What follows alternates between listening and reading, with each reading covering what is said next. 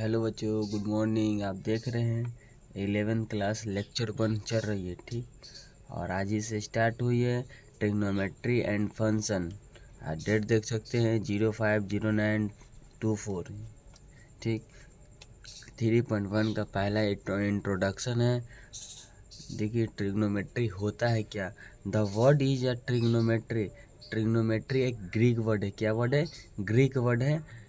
अब देखिए ट्रिग्नोमेट्री क्या क्या होता है। ट्रिग्नो प्लस मेंटरन, यानी ट्रिगो मतलब होता है मेजरिंग करना, और मेंटरन यानी होता है साइड।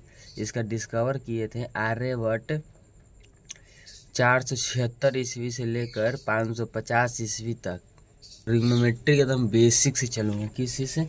बेसिक से। देखिए क्या चलूँगा, बेसिक से एकदम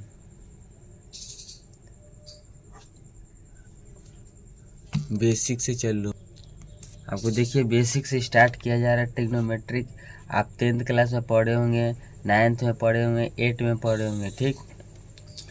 और 12th 11th में भी पढ़िएगा आप। देखिए सबसे पहले ये आपको पता होगी कि कौन सा ट्रायंगल है। एक त्रिभुज बना, ये है 90 डिग्री। कौन सा डिग्री? ये है 90 डिग्री। इसको ए मानते हैं, इसको बी मानते हैं, इसको सी मानते हैं, इसको परपेंडिकुलर मानते हैं, इसको हाइपोटेनस मानते हैं, इसको बेस मानते हैं, ठीक। इसको क्या मानते हैं? बेस मानते हैं। देखिए बच्चों, आप लोग बता रहे थे कि परपेंडिकुलर पड़ता है, हाइपोटेनस पड़ता है, और इसको बेस कहते हैं। जैसे हाइपोटेनस का हिंदी में होता है कर्ण होता है, बेस का हिंदी में आधार होता है, और परपेंडिकुलर का हिंदी में लंब होता है। जितना आप लोग का ज्ञान तो है ही कि लंब कर्ण के आधार किसको कहते हैं। अब देखिए कि कौन सा एंगल से किसको लंब और किसको आधार कहा जाता है। तो यहाँ पे देखिए कि आपके यहाँ पे एक चित्र बना हुआ होगा ट्रायंगल का, तो ये आपको दिख रहा होगा। और देखिए कि ट्रायंगल ए का जो है एंगल ए, देखिए एंगल ए का लंब बन जाएगा ये सी बी सी बन जाएगा। तो एंगल ए का लंब बन जाएगा बी सी। क्या बन जाएगा? बी सी, यानी ये बन जाएगा लंब है, और सी के एकदम जस्ट अपोजिट वाला बन जाएगा आधार, ठीक। क्या बन जाएगा? आधार, यानी परपेंडिकुलर बन जाएगा। और एंगल ए के सामने वाला लंब बन जाएगा, तो इसको कहते हैं परपेंडिकुलर, और आधार बन जाएगा बेस, ठीक। ये आप लोग की समझ में आ गई होगी ये वाला, कि जो लंब, जो एंगल, जैसे एंगल ए के सामने वाला हो जाएगा लंब, और जिसका जो सी है ना, सी के अपोजिट वाला हो जाएगा आधार। अगर एंगल ए के माध्यम से पूछें तो बी सी इसका लंब बन जाएगा, और ए बी आधार पर बन जाएगा। अगर एंगल सी के माध्यम से पूछे, जैसे एंगल सी के माध्यम से, तो एंगल सी के माध्यम से अपोजिट वाला, जस्ट अपोजिट, जैसे ये बन जाएगा इसका लंब बन जाएगा। क्या बन जाएगा? तो ए बी इसका लंब हो जाएगा। क्या हो जाएगा? लंब हो जाएगा। लंब यानी परपेंडिकुलर बन जाएगा, ठीक। परपेंडिकुलर बन जाएगा, ये परपेंडिकुलर बन जाएगा। और इसका एक ये ए का जस्ट अपोजिट वाला ये बन जाएगा बेस। क्या बन जाएगा? बेस, यानी एंगल ए के अपोजिट वाला बी सी बन जाएगा हमारा बेस, यानी आधार बन जाएगा। क्या बन जाएगा? ए बी बन जाएगा आधार, सॉरी बी सी बन जाएगा आधार। क्या? बी सी बन जाएगा आधार, इसी को इंग्लिश में कहते हैं बेस। और एंगल सी के जस्ट अपोजिट वाला बन जाएगा लंब हमारा, ठीक। क्या बन जाएगा? लंब बन जाएगा, तो इसको कहते हैं आधार। इसको कहते हैं परपेंडिकुलर, यानी लंब कहते हैं। और एक ए एंगल के सामने वाला बन जाएगा आधार, यानी इसको आधार कहा जाता है, ठीक। आप इतना समझ गए होंगे। और दूसरी बात देखिए, एंगल तो आपको पहले से निकालनी आती होगी, कैसे एंगल निकाला जाता है, क्यों ऐसे क्यों होता है। एंगल का फार्मूला भी आप लोग को पता होगा, नहीं भी पता होगा तो हम यहाँ पे लिखता हूँ, ठीक। आप लोग उससे याद कर लीजिएगा, अब समझ जाइएगा, ठीक ना। और देखिए एंगल निकालने का फार्मूला आपको अच्छे तरीके से पता होगा कि साइन इक्वल टू क्या होता है।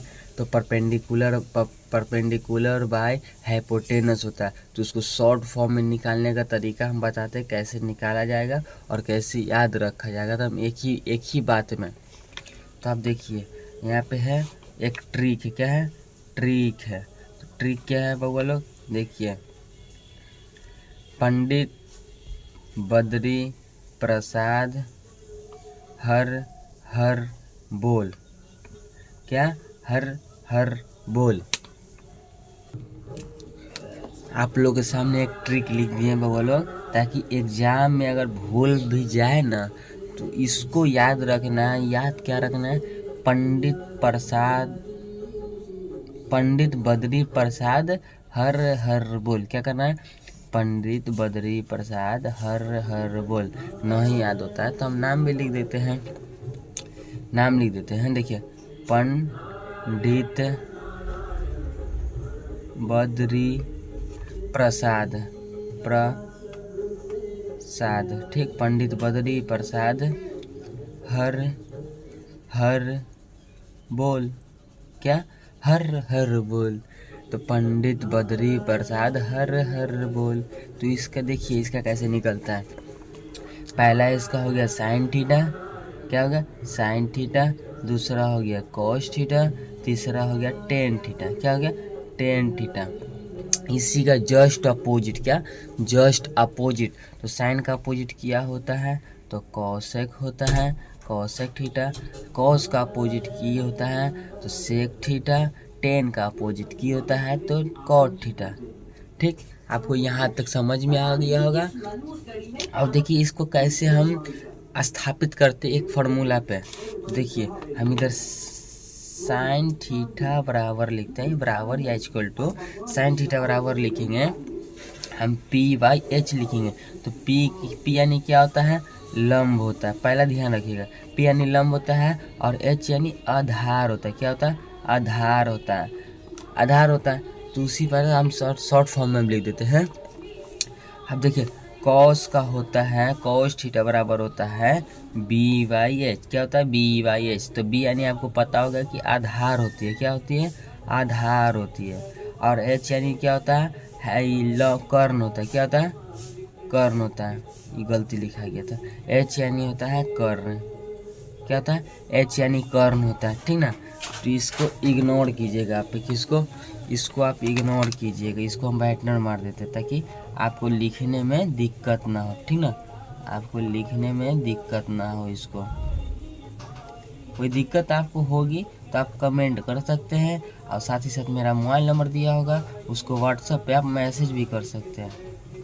ठीक, इसको इग्नोर कीजिएगा क्योंकि गलती से लिखा गया था कि H इक्वल टू होता है आधार, लेकिन H इक्वल टू होता है कर्ण। ठीक ना? H इक्वल टू क्या होता है? कर्ण होता है। अब देखिए, टेन थीटा बराबर क्या होता है? टेन थीटा इक्वल टू होता है P/B। यानी P यानी हो गया हमारा हो गया लंब। P यानी हो गया लंब। P यानी क्या हो गया? लंब। अब B यानी हो गया हमारा आधार, यानी बेस हो गया। ठीक ना? क्या हो गया? बेस हो गया। तो आपको यहाँ तक समझ में आ गई होगी। अब एंगल निकालने का फॉर्मूला जानते हैं कैसे निकलता है। तो मान ली कि हमको निकालनी है एंगल फार्मूला यानी ANGL एंगल फार्मूला। ठीक है? Angle formula.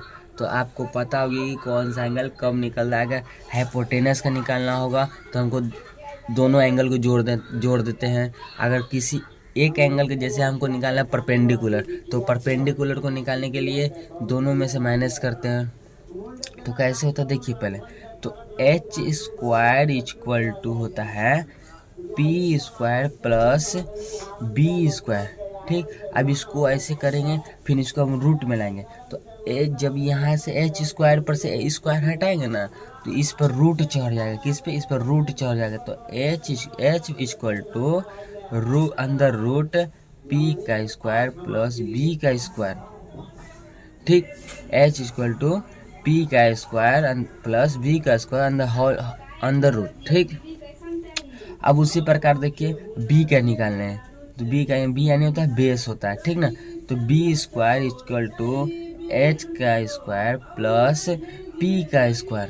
ठीक, अगर हम इस पर से स्क्वायर हटाएंगे, अगर बी पर से स्क्वायर हटाते हैं तो एच और पी पर ऑटोमेटिक ही रूट चढ़ जाता है। तो कैसे चढ़ता है आप देखिए, तो B equal to under root H का स्क्वायर प्लस पी का स्क्वायर। ठीक, उसी प्रकार आपको निकालना परपेंडिकुलर का, तो परपेंडिकुलर का होगा पी का स्क्वायर इक्वल टू होता है एच का स्क्वायर माइनस बी का स्क्वायर। देखिए भाई साहब, एगो गलती फिर हो गया। क्या गलती हुआ बताएं? ये जो है ना बी का है ना, तो बी का यहाँ पे माइनस पड़ता, क्या पड़ता? माइनस होता। ठीक ना, तो उसमें गलती हो गया, हम थोड़ा सा ध्यान नहीं दिए हैं। ठीक, तो इसको हम वाइटनर मार के माइनस कर देते हैं।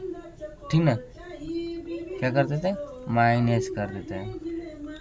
अरे गलती तो किस होती है? हम ही लोग से ना गलती होगी। थोड़ी मंगल ग्रह पर से कोई आएगा उठ के गलती करने के लिए, ऐसा तो नहीं होता कि कभी नहीं होगा।